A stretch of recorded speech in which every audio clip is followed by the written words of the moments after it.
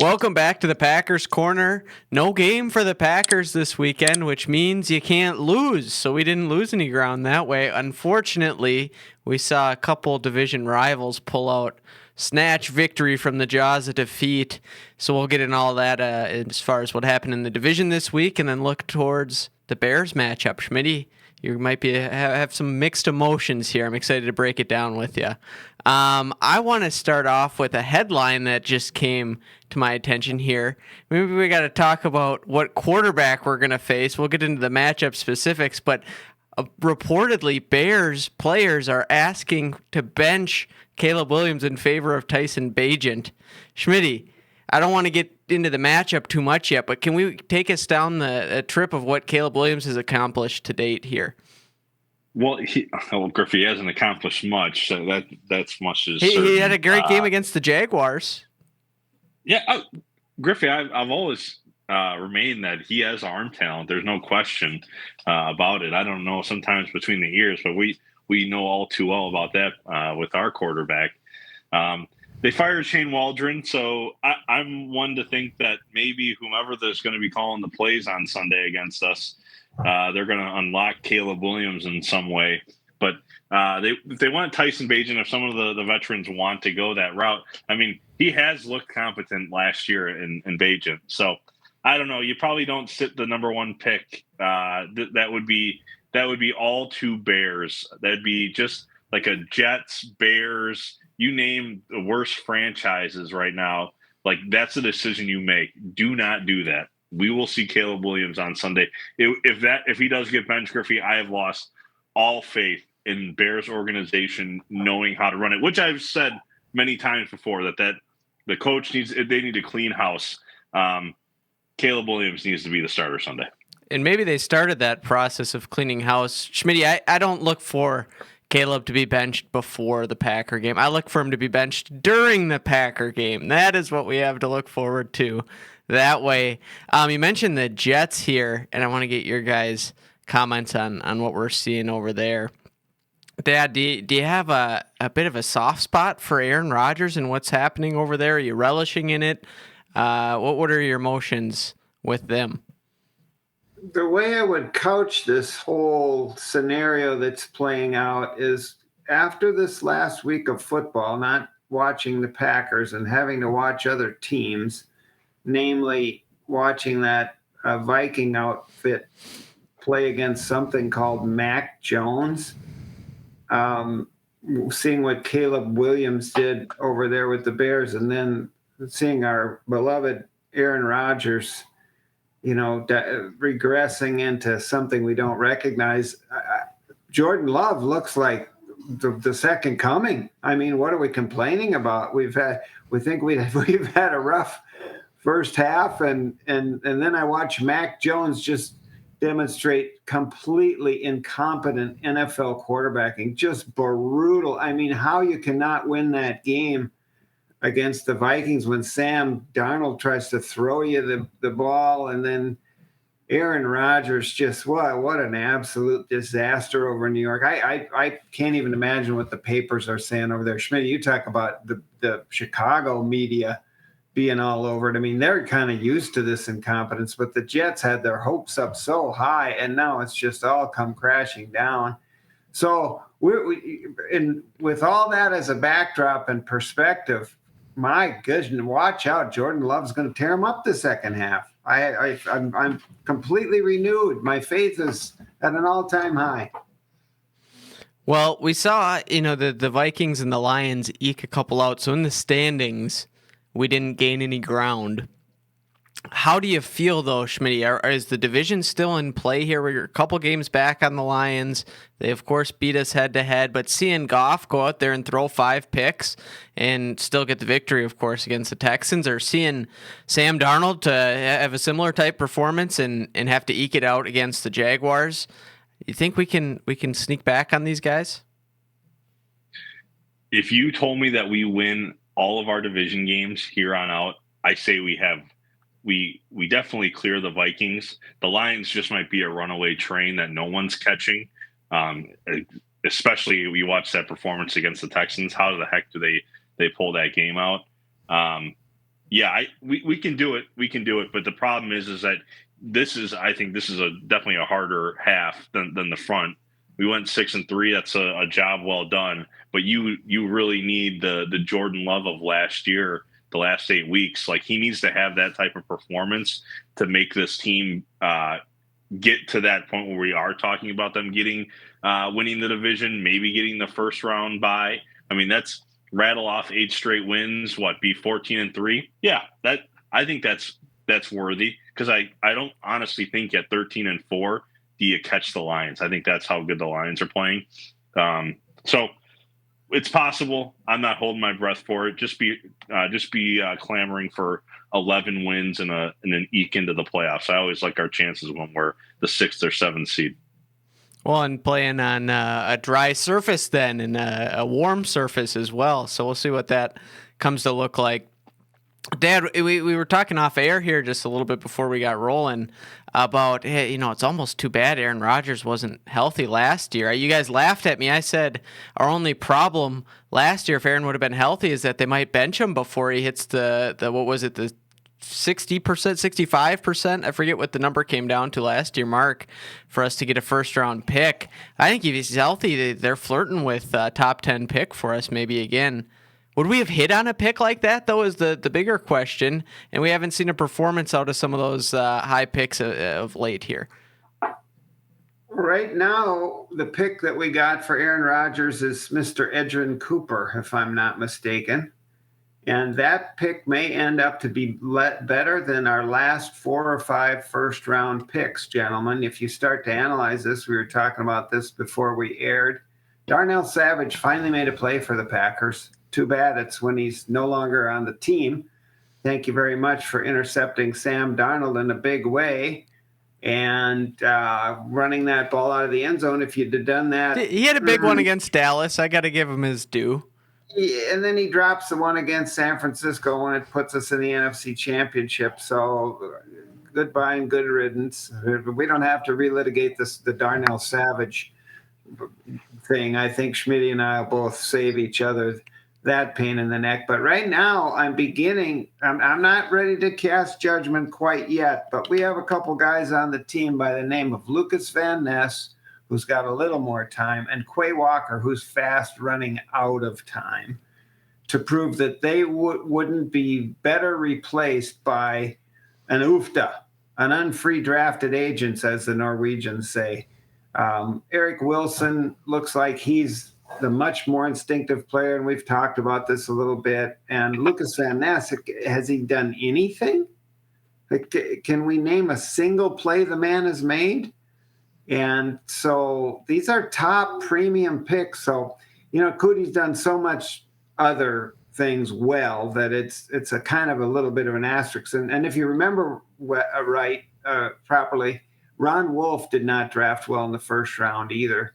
But it's kind of amazing that you've got that premium pick and you don't seem to be able to do much with it. So maybe we're better off taking Edgerrin Cooper in the second round and everything's hunky-dory and on we go. So with that little caveat there, I'm very bullish on the Packers in the second half. Schmitty, Griff, who won the division the last time we won the Super Bowl? The Bears, didn't they? It was the Chicago Bears, and we faced them in the NFC Championship, took care of business. Our boy, who was much beloved at that time and will be again, Aaron Rodgers, made a shoestring tackle of Mr. Urlacher that saved a pick six and preserved the 10-3 victory. And I'm looking for something similar this year. I'm looking up for us to get ourselves, let's just see if we can't nose above the Vikings. Get ourselves with 11, maybe 12 wins, Schmitty. 6-2 in the second half is what I've got my eye on, which would get us to 12-5. Get ourselves in the playoffs and see if we can't square off. And then when it's all said and done against Detroit on that fast surface over there, bring it on and see if we can trip Detroit up the way we were tripped up when we were the number 1 seed. So that's kind of my dream scenario there, boys. I'm all for it. And it all starts with getting it done against the Chicago Bears this week. So let's get into that matchup just a little bit here. We'll go around the division to make some picks. No game to break down, so it might be a little bit of an abbreviated episode here. But we got the Bears matching up against them, Schmitty. What do you think is going to bring it home for us? What do we have to get done? What's the one thing you would point to? We got to find BJ Raji, wherever he may lie in this country. We call him up to scheme some good defensive line play. We need BJ Raji back. Let's not us forget about that excellent play that he made in the NFC Championship game to seal the deal. Griffey, you know what? It's not going to take a lot. The Bears, they're really bad. They're really bad operation, front of the house, back of the house. We need to win the turnover battle, something that is very obtainable for us. We seem to do it often. As long as Jordan Love doesn't throw up 3 picks in a game, which unfortunately he's capable of doing, our team is just that much better, really across the roster. Now the Bears defense has been solid, has kept them in games maybe they shouldn't have won, especially earlier in the season when they went on they won 4 out of 6. They're a really bad ball club, Griffey, and God bless. I mean, if Bajan actually does be the starter on Sunday, maybe they have a better chance to win that football game against the Packers. The Packers are 6-point favorites on the road. We've owned the Bears for quite some time now. Thinking about what our record could be at the end of the season, Gar, at 6-2, the back half. I'm not that bullish. I think we go 5-3 on this back half. I'll play spoiler for the rest of the season. 5-3 if we beat the Bears. 4-4 if we lose to them. And honestly, I don't know if 10-7 gets you into the dance. That could be a problem. So I think this game is the most important game left on the schedule. That is how they need to go in off of a bye week and take care of business. Matt LaFleur, I think he's been historically very good off of a bye. If I'm not mistaken, home or away, it does not matter. They need to take care of business, Griffey. I need to see them win by 14 points on Sunday. And then I'll be convinced maybe Gar's onto something with a 6-2 record on this back half, because that means Jordan Love is a little bit healthier. We need his health to be intact. And then you're going to play some ballers.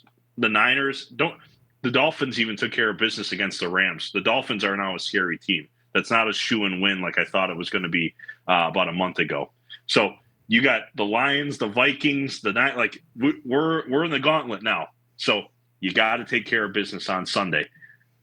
My prediction, Griffey, we're going to go 4-4 on the back half. The Bears beat us, Griffey. The Bears beat us. Something about when you fire a coach, OC, it galvanizes the team. Okay, Caleb Williams, he might not be the guy for 10, 15 seasons like I once thought, but I think with the new OC that gives them a fresh take on the offense, they find a way to beat us by a point on Sunday. We lose, Griffey, 24-23. It's gonna be 4-4, and pray to God that 10-7 gets you into the dance at the end of the year. I want to talk about the Bears-Packers game, Dad, but I think we got to talk a little bit about Schmitty here. We've all had our issues with bold predictions gone awry, but Schmitty, do you remember your prediction for the Bears this year? It might have been double-digit wins, Griffey. I can't remember. It might have been an NFC North championship and 13-4 record. Oh, that's not good of me, huh? That's I should be ashamed for that one. I'm sure I'll hear it in the comments. The Bears, they aren't a very good franchise, Griffey, but it wouldn't be justice for us, for the Lions and the Vikings to win the way they did last week, and then for us to falter against the Bears. I'm just ready for it. I'm ready for a lot of pain on Sunday. I'm ready because the Vikings and the Lions are going to roll on Sunday. We're just not gifted that opportunity. We haven't won games soundly this whole season. Look at our games that we've won. Look at the games we've lost. Now we've played a lot of games close. We're just not one of those operations that just know how to put a team away and win by 3, maybe 4 scores. It's just not in us. Unless Jordan's healthy, and he hasn't been. So here we go. Bears win. We all lose. We're sad. Griffey, toaster time, maybe. Maybe toaster time. Well, we got a bye week. The kid's been healing up. Dad, what are your thoughts on the Packer-Bear matchup here?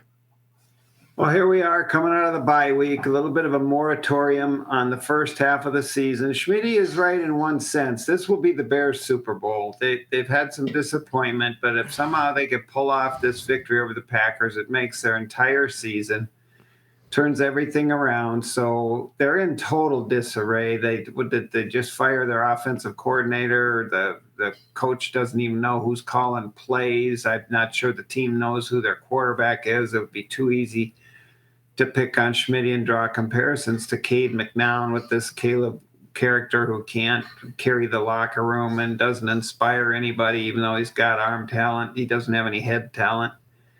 But I would break it down this way. Let's return to a little logic, get some of the emotion out of it. The first half of the season for us was very remarkable in the sense that we had a absolute proliferation of pre-snap penalties. I don't think there's any way we can have that many pre-snap penalties if we tried in the second half. Same goes for the drops.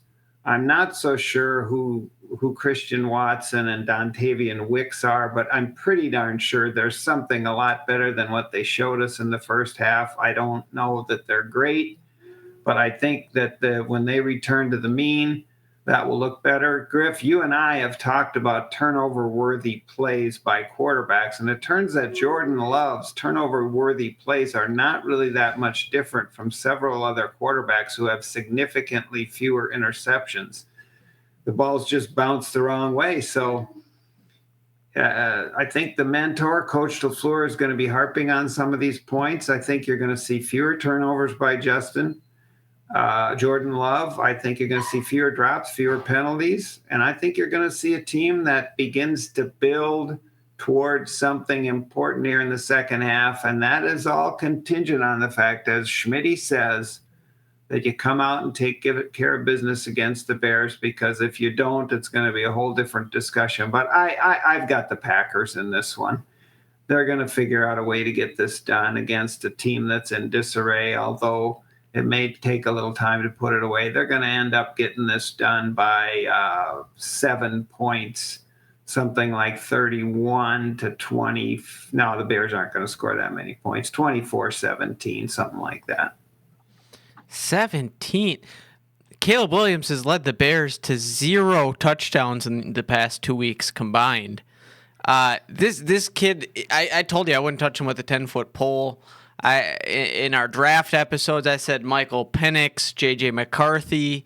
Who else did we have up there? Of course, Jaden Daniels, Drake May. I said absolutely all those guys got to go before this kid. The only thing that I really feel bad about is I didn't have the courage of my convictions. I said, maybe I'd take Spencer Rattler ahead of him. It's a no-brainer. You take Spencer Rattler. The biggest mistake was when they benched Spencer Rattler for Caleb Williams. It was a travesty. It was a mistake, and then Caleb Williams left the school anyways. He went with the coach that left too. But if you're this was what had your hands in your face last time, Schmitty. I said I wouldn't take Caleb Williams in a 1 on draft day for Jordan Love, and you just about strangled me. And I was right. It's vindication. And if the Bears come out here and somehow beat the Packers, I would have to eat so much crow that I don't think I can handle it. Caleb Williams isn't making it through this game. This is the end. Maybe if the Bears score a touchdown, it's because Tyson Bagent did it. But we're not going to have a problem here with these guys. Packers roll. Schmitty, what's going on there? You want to talk about logic? Gar wants to talk about logic. The logical thing would have been to rest Jordan Love for 3 weeks. But now he got a busted groin, and we're going to lose a game to the Bears, Griffey. They should have rested him. They shouldn't have played him against the Lions. He doesn't play against the Lions, and Gar gets his 6-2 on the back half. Instead, we played him. Now his groin's messed up. It's going to be a lingering thing week in, week out for the remainder of the season. And Griffey, picks up the wazoo, Griffey. Griffey, we're going to lose turnover battles to the lowly Bears. It just we got to have the stud quarterback play. It works out. It's really a good thing in the NFL when you got a really good quarterback. It doesn't necessarily win you every week. It doesn't necessarily equate to every Super Bowl in the every year in, year out. But it usually means good things. And unfortunately, our quarterback has a nagging injury. He's got a hobbled knee and a groin injury. And we didn't think maybe let's give him 21 days to rest. And now we're going to pay for it. So gear up, get ready. I'll see everyone in the comments. I'll see you in the depths of the comments. I'm going to drag you all down. Schmitty, what was the other comment I had for you earlier? I said Caleb Williams not in the top 10 for quarterbacks in the NFC North, and that's looking to be more and more accurate too. You got you're so silly. You got two Packers quarterbacks. I'm the same stuff, right? You're doing this just to do this to me. He's fine. I'm serious. He's the number one pick. I feel vindicated. How could you convince me that every evaluator in Timbuktu that's watching football with two eyeballs, how did they all decide that he was the number one pick? It's because he has talent, Griffey. He knows what he's doing. Griffey, I cannot just express enough how poor the organization of the Bears is. They could possibly ruin him. They need to get it right. If they don't, within 2 seasons, if the Bears haven't shored up a head coach and a front office, yes, maybe we can talk about him being hasta la vista. But he's Schmitty, fine I right can now. tell you exactly what happened in the evaluation process here. It's very simple. What happened? The execs in scouts and so forth, they saw a guy. It all started with Josh Allen. This was a big problem for evaluating talent in the NFL because they saw athleticism, they saw arm talent, they saw arm strength, they saw size, and they did not see accuracy throwing the football.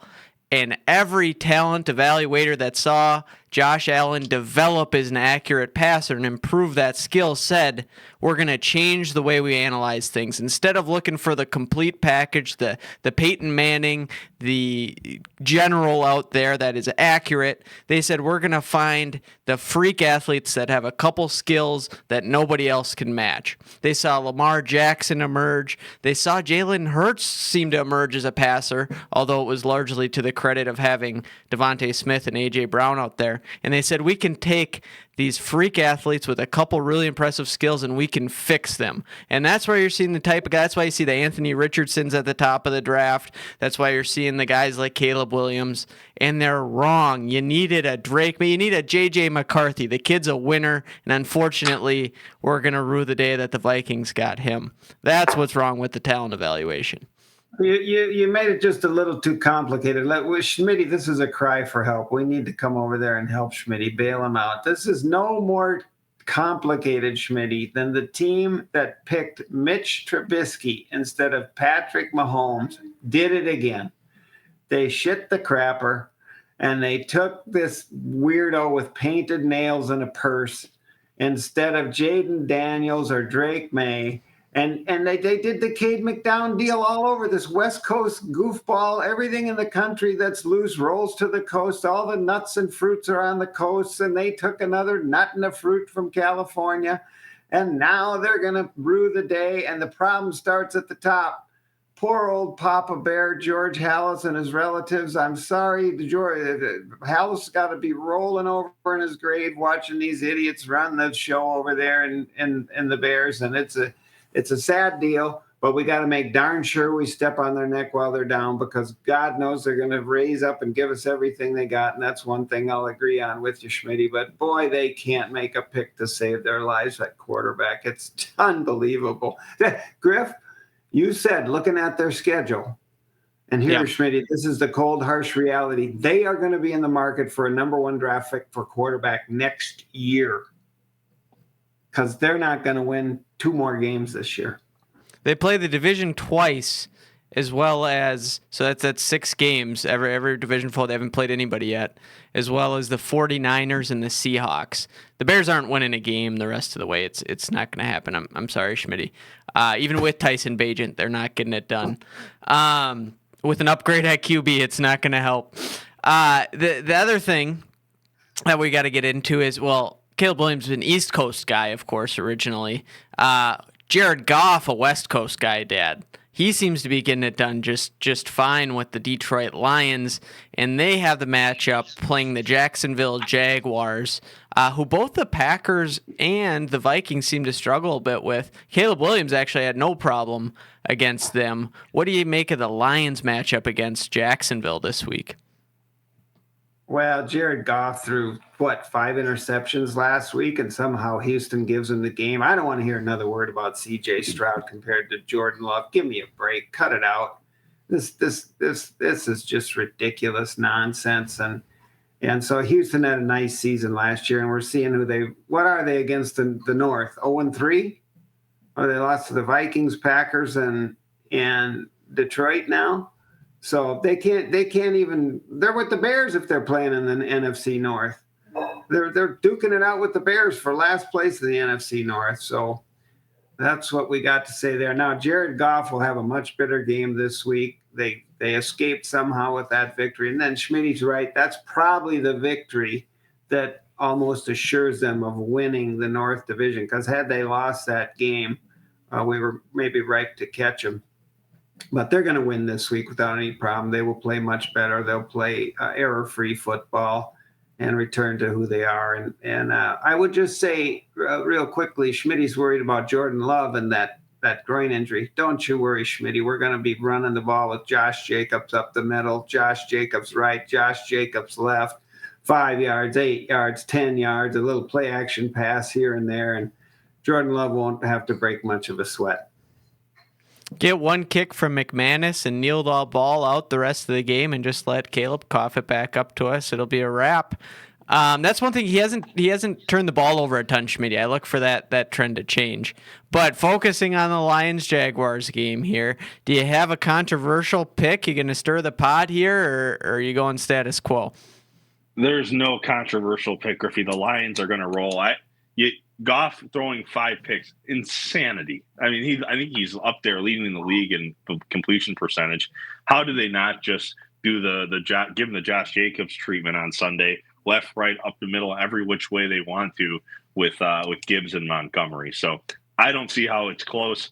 They've given the Vikings and Packers a fit. Okay, all right. The Lions win by only 10. Okay, that's your game, and it's like not even close. Like the Jags score late to make it a 10-point game. Jaguars cover. They got that Jags going cover. for them. Well, who's playing quarterback for the Jags? If it's Mac Jones, forget about it. The guy needs to be run out of town on a rail. If Trevor Lawrence is coming back, then we might be able to talk. Yeah, I don't know if we have. Schmidt, do you have the scoop on that? I don't. I'm going to assume that Mac Jones is your starter again. Although it was closer, but it doesn't change the outcome. I don't think Lawrence was he didn't get ruled out until Saturday night, I believe, or Sunday morning. Maybe he's back. Maybe doesn't change. Doesn't matter. We're going all Honolulu blue here, so we'll keep that trend. Then we got to hop on over to the Vikings. Keep it in the AFC South. They're playing your boy, Dad. This is going to be a big game, actually, for your credibility here. Will Levis versus Sam Darnold. What do you have for that matchup? Well, I don't make many mistakes, but I might have made a little mistake on the Will Levis assessment. I will say it's early still. We're not throwing you under the bus yet. No, it's not. Early returns are difficult, but he and Sam Darnold seem to have a lot in common. They're throwing the ball to the other team at a pretty high regularity here. I think my prescient take with the Vikings on saying you can't squeeze a hair on your head between Nick Mullen and Sam Darnold is becoming a pretty hot take. I have no idea how Sam Darnold was an upgrade over Nick Mullen. The Vikings would have the exact same record with Nick Mullen playing quarterback. And I'll go on record right now. I certainly hope that Nick Mullen does not take over for the Vikings before we get there to play him at the bank, because I'd much rather face Sam Darnold than Nick Mullen right now. Having said all that, on record. Yeah, they're going in to face Will Levis. and they're going to take care of business. That's not going to be a problem over there, unfortunately. We're going to have to sneak up. We're going to have to just inch up on these guys a little bit at a time over the course of the next 8 games. It's not going to happen this week. Well, Schmitty, any chance we could get Will Levis an upgrade over Mac Jones? I think we would have to say. And Mac Jones just about got it done against the Vikings. If we get the type of performance that prompts a Nick Mullins start down the road here, could result in a loss for the Vikings. Do you see it happening? Jaguars are better than the Titans, Griffey. That should say it all right there. You're saying the Jags are better than the Titans? Yeah, I don't think it's a question, honestly. I'd rather have Trevor Lawrence over Will Levis. Well, yeah, but not Mac Jones. Sure. I guess in totality, maybe, but I think I'd had Mac Jones over Levis. Honestly, I'm not a huge fan of Levis. I'm not on that Levis train. Yeah, I'd take Mac Jones honestly over Levis, but oh my God, nonetheless, the Vikings, Griffey, the Vikings. What? They barely got 100 yards of offense with that pitiful quarterback trying to run the operation. I mean, Griff got out there with no practice and got a better performance than Mac Jones. Gar, he was a late addition. Lawrence didn't have the week to prepare. Play. Poor kid. Yeah, come on. We're giving Levis just carte blanche down there. I don't mind that Mac Jones lost that game. It's unfortunate, certainly, because it's a divisional rival for us. But give Mac Jones a compliment of a week of study, and maybe he comes out of that thing with more than 100 yards passing. Griffey, the Vikings got to get exposed one of these weeks to. It's just, how do they continue to eke all of these out?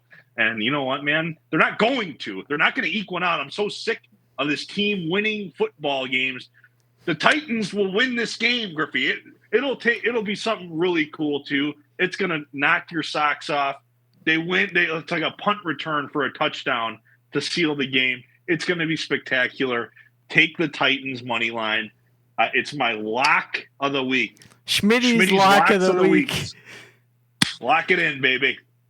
Well, Schmitty, any money left after your broker told you to put it all on that game 2 weeks ago? He had it all on Detroit to cover against the Vikings in that game. That the Vikings, that was the best they looked in recent weeks here. That did a number. I said Detroit won by a point, and that was a cover. Detroit won by 2. Didn't get the cover done.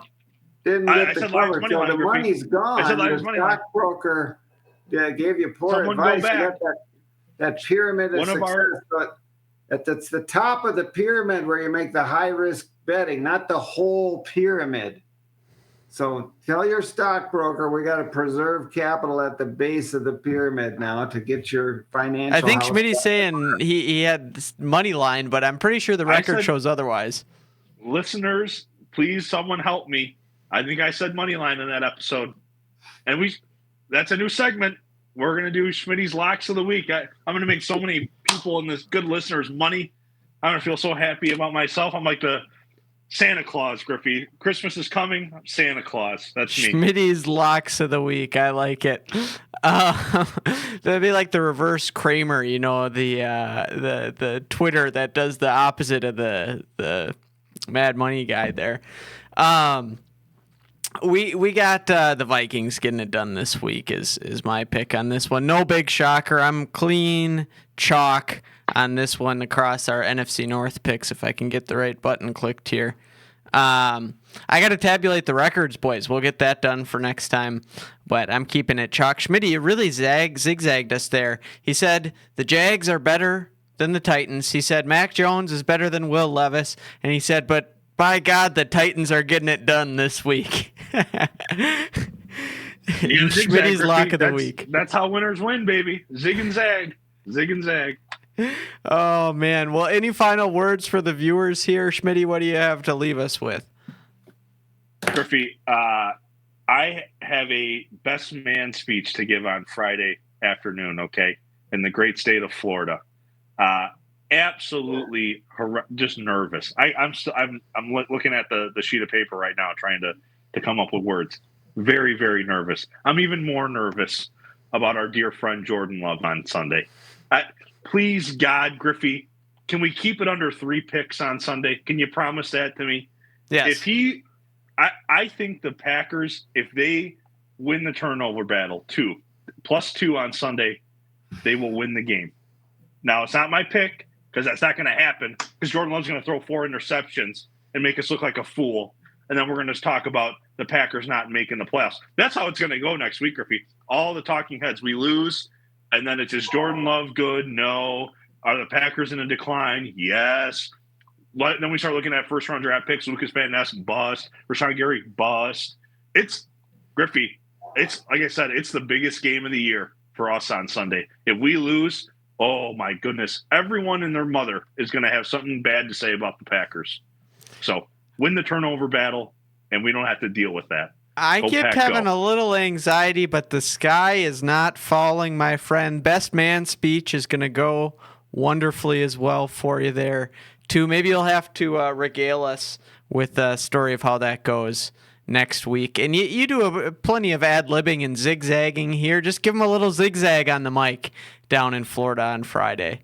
Get it done. Dad, any final thoughts for us here? Well, Schmitty, when you're giving that speech, stay away from any jokes about the bride or her family. Stick with some self-deprecation on your own part, maybe a jab at the groom or two, and you'll be just fine. Stay away from the 4 fingers till after the speech, okay? And stick with the diet caffeine-free Coke. Not a lot of caffeine before the speech, so that you can just have that smooth, level Schmitty that we've all come to know and love. And I would highly recommend a shirt during the speech, just to keep everything copacetic. And I think you'll be just fine, and we'll review that when you come back next week. Now, as for the Packers, when we get the right guys on the field here, boys, this thing's going to become a well-oiled machine. We got to get Ed Cooper on the field. We got to sit Quay Walker down. We got to get Evan Williams back on the back end, which we will have. Javon Bullard in the slot. We got to get Keyshawn and Jair on the 2 edges. And I'm not so sure that Keyshawn Nixon is better than our 7th round pick out of the SEC. What's his name? Our boy with the ball skills. That's the other backup corner. No. Carrington Valentine is who I'm referring to, and Eric Stokes, another first-round draft pick, Schmitty. Eric Stokes, I mean, I don't know. Anyway, I'm high and I'm low at the same time. These first-round draft picks are boggling my mind, but at any rate, we get those guys on the field. Another guy, we may as well have it a mid-season trade here, Schmitty, because we have a guy in the wings that's going to come on and energize this team in the second half by the name of Marshawn Lloyd, who we haven't even seen yet this year. And he's going to be a 3rd down back coming out of the backfield to complement Jacobs. And he may not be there quite this week, but after we take care of business this week, watch out, because when we get the right guys on the field, this thing's going to start clicking. You can look for double A-gap alignments against Caleb Williams. You can look for all kind of confusion. You can look for havoc. You can look for creating some turnovers. And we'll get this job done, and we'll come back again next week. And then we won't talk about who we have next. Let's just focus this thing on the Bears, because the Bears is the Super Bowl. As far as the Bears are concerned, we better treat it that way too. Schmitty's right in that sense. Most important game on the schedule right now, Chicago Bears. 1 week season. Very sage advice for the lad there, Dad. For some reason, my instincts tell me you got to go with the inverse of everything he just told you there, Schmitty. Let it rip. And we'll get the report next week. Pleasure being with you guys here. Love you all. I got the cheese.